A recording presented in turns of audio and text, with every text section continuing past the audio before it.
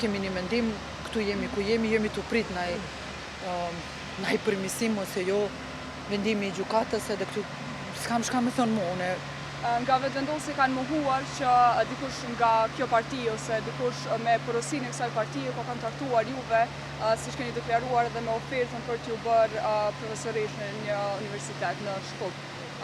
Si komentoni këtë pjesë? Ata kanë thënë që nuk shndron fakti që ka kontaktuar dikush për votë. Po s'kam shka me komentu, domethënë unë kam thënë që ka qenë situata, domethënë reagimi pranin e vetëvendosje është diçka, domethënë ata dinë pse kanë reagu, unë e di që ka ndodhur.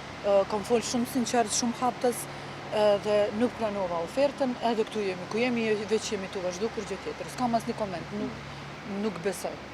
Absolutisht nuk besoj, sepse kemi qëndrim me kryeministrit cili është shumë qartë, dhe as nuk kam menduar. Nuk besoj se ka me qenë.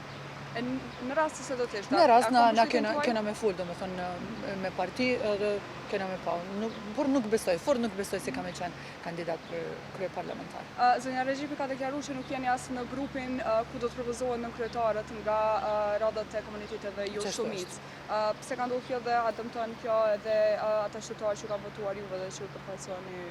Jo, është puna brenda kuvendit, edhe na secili prej neve domethënë vetë jemi tu vendosur në cili grup jemi. Unë momentalisht jam pavarur, edhe nuk jam pjesë e asnjë grupi parlamentar, që shtu kam me qenë deri momentin kur domethënë formohet ose kuvend ose qeveri, masa ne kena me vendos. Tash në këtë moment jam pavarur. Faleminderit. S'ka përse.